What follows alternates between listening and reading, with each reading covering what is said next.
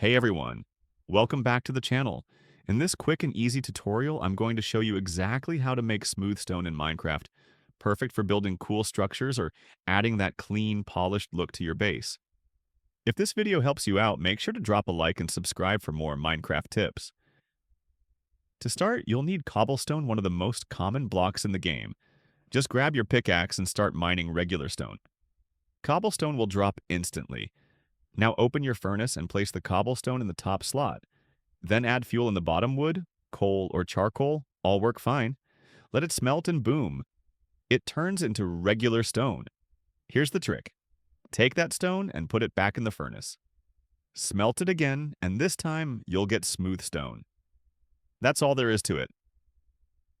Thanks for watching.